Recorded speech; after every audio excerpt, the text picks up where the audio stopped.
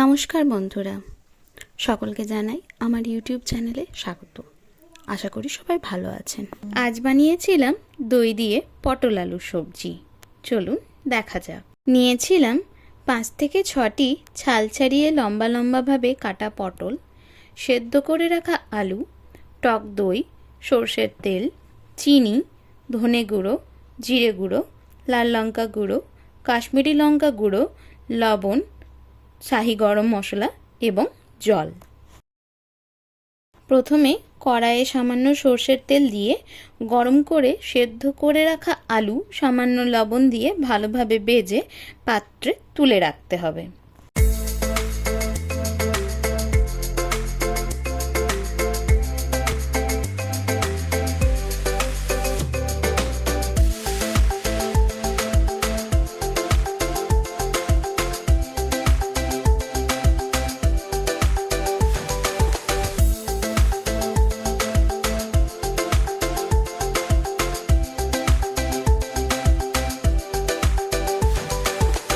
এবারে পটলগুলি ভাজার জন্য আবারও সরষের তেল দিয়ে একে একে সব ফালি করে কেটে রাখা পটল ও সামান্য লবণ দিয়ে ঢাকা দিয়ে সেদ্ধ করে নেব।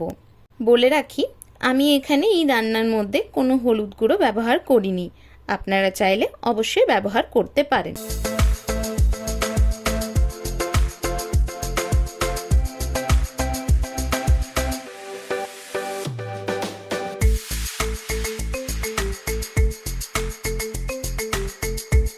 এবারে ঢাকা খুলে পটলগুলি এপিঠ ওপিঠ ভালোভাবে ভেজে পাত্রে তুলে রাখব।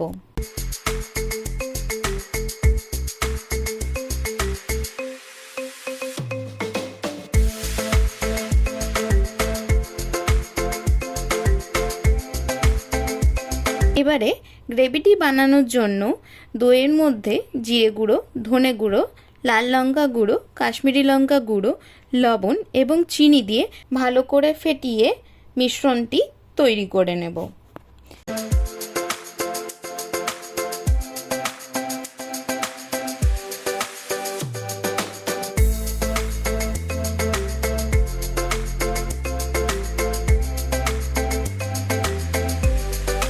গ্রেভিটি বানানোর জন্য কড়াইয়ে সরষের তেল এবং তাতে চিনি দিয়ে বাবল আসতে থাকলে তাতে দইয়ের মিশ্রণটি দিয়ে ভালোভাবে নাড়িয়ে ফুটিয়ে নেব।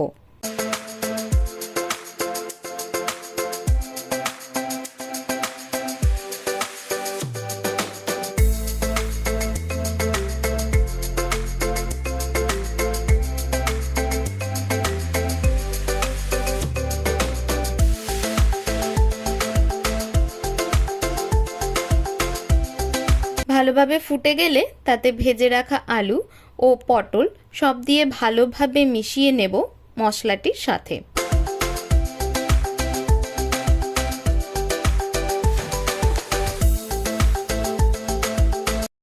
ভালোভাবে কষা হলে সামান্য জল দিয়ে নাড়িয়ে ভালো করে ফুটিয়ে নেব।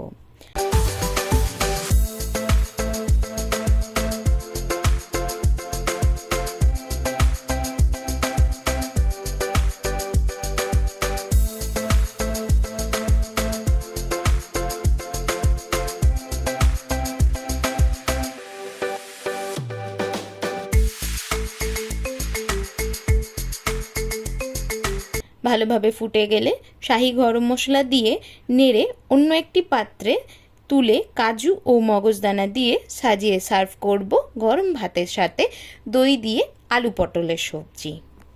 ভিডিওগুলি ভালো লেগে থাকলে অবশ্যই লাইক, কমেন্ট, শেয়ার এবং সাবস্ক্রাইব করে আমাদের পাশে থাকবেন।